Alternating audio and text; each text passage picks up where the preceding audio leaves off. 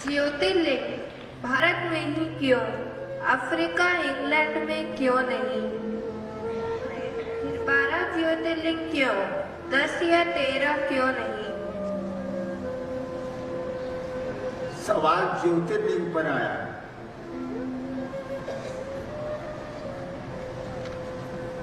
उतना लंबा तो बोले कि हमारा साहस नहीं, अगर सुनने के साहस बात अब बोली हम बोलता नहीं। एक बात समझो, आदमी या कोई जीव, कोई पात्र 3 चीजों से बंधा रहता है। कोई जीव, कोई सृष्टि में उपलब्ध कोई वस्तु 3 चीजों से बंधी हुई। क्या क्या? एक वो, यानी जैसे हम, आप, ये माइक, ये बिल्डिंग, एक हुआ। दूसरा समय, टाइम, और तीसरा स्थान। कहा जाता है स्थान, काल और पात्र। पात्र हम आप हैं, स्थान मालूम ही एक जगह है,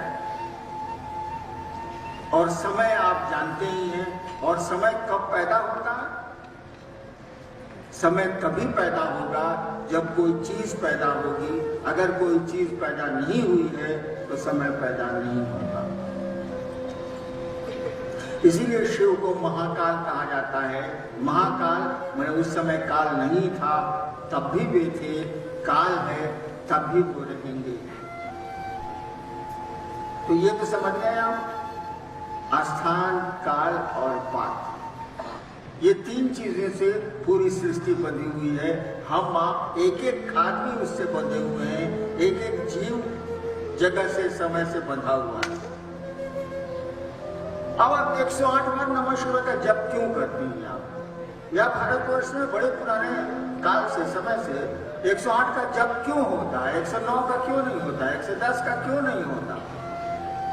108 का ही क्यों होता? इसीलिए कि पहले के जमाने में जब ये नियम बने थे 108 के, ऋषियों द्वारा, मनीषियों द्वारा या शिव द्वारा किए गए हों, तो स्थान को निकाला जाता है चौहद्दी से। हम लोग कोर्ट करते थे तो कोई जमीन का झगड़ा होता था तो उसमें पहले चौहद्दी उसमें रहती थी। उस जमीन के चारों ओर क्या है, उत्तर, दक्षिण, पूर्व, पश्चिम, क्या? तो चौहद्दी हो गई 4। यानी किसी चीज को, कोई चीज कहीं खड़ी है ये जानने के लिए 4 दिशाएं आप बता दीजिए तो उसके चारों ओर क्या है, आदमी समझ जाएगा कि वहां पर है। स्थान हो गया 4। उस समय समय की गणना होती थी मुहूर्त से, नक्षत्रों से। 27 नक्षत्र माने जाते हैं। 27 हो गया समय, 4 हो गया स्थान, पात्र तो हम आप हैं भाई साहब। तो 27 को 4 से गुना कर दिया गया, हो गया 108। स्थान को समय से गुणा करके हो गया 108। और मंत्र कौन जपेगा? पात्र। नमः शिवाय कौन करेगा? पात्र। यानी वह पात्र नमः शिवाय करके स्थान और काल में अपनी सुविधा के लिए परिवर्तन कर सकेगा। इसीलिए ये सिस्टम बना हुआ है। अब देखो, सवाल आया है कि ज्योतिर्लिंग, ज्योतिर्लिंग कुछ नहीं। शंकराचार्य ने कहा था शिवं केवलं भास्कं भास्का नाम। शिव मात्र प्रकाश, लाइट। ज्योतिर्लिंग का मानी हुआ वह प्रतीक, लिंग माने प्रतीक, वह प्रतीक जिसमें अग्नि ज्यादा हो, तेज ज्यादा हो, अग्नि तत्व ज्यादा हो तो ज्योतिर्लिंग। वो शिव का ही प्रतीक है, उसमें अग्नि तत्व ज्यादा है।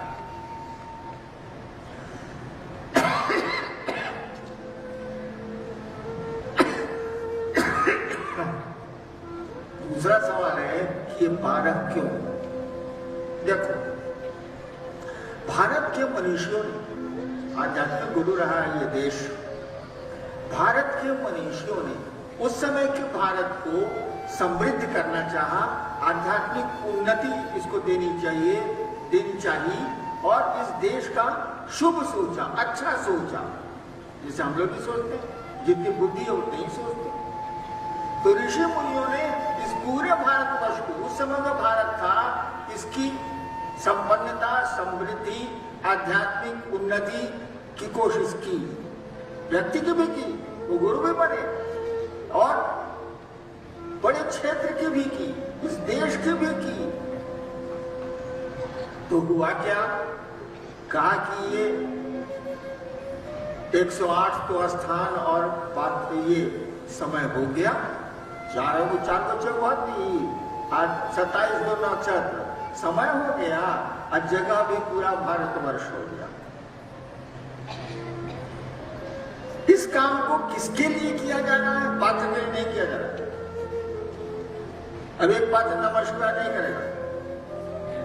अब कहा कि ये जो 108 हुआ स्थान और समय, उसको शक्ति अंक से भरा दे दो।